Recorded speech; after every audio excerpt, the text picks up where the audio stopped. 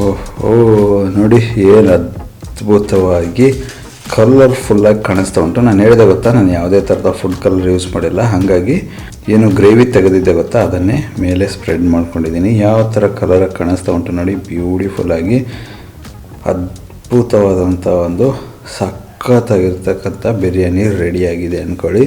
ಇದನ್ನ ಪ್ಲೇಟ್ಗೆ ಸರ್ವ್ ಮಾಡಿಬಿಟ್ಟು ಸಿಗ್ತೀನಂತೆ, ಬನ್ನಿ ನಿಮಗೆ. ನೋಡಿ ಏನು ಸಖತ್ತಾಗಿ ಕ್ರೇಜಿಯಾಗಿ ಕಾಣಿಸ್ತಾ ಇದೆ, ಬ್ಯೂಟಿಫುಲ್ಲಾಗಿ ಬಂದಿದೆ ಅಂದ್ಕೊಳ್ಳಿ ಬಿರಿಯಾನಿ. ಇವಾಗ ಇದನ್ನು ಸರ್ವಿಂಗ್ ಪ್ಲೇಟ್ಗೆ ತೆಗೆಯುವ ಬನ್ನಿ. ನೋಡಿ ಏನು ಅದ್ಭುತವಾಗಿ ಒಂದೊಂದು ಕಾಳು ಕೂಡ ಸಪ್ರೇಟಾಗಿ ಬರ್ತಾ ಉಂಟು ಅಂದ್ಕೊಳ್ಳಿ. ಒಂಥರ ಯಾವ ಥರ ಅಂದರೆ ಸಖತ್ತಾಗಿರ್ತಕ್ಕಂಥ ಒಂದು ಬಿರಿಯಾನಿ ಬಂದಿದೆ.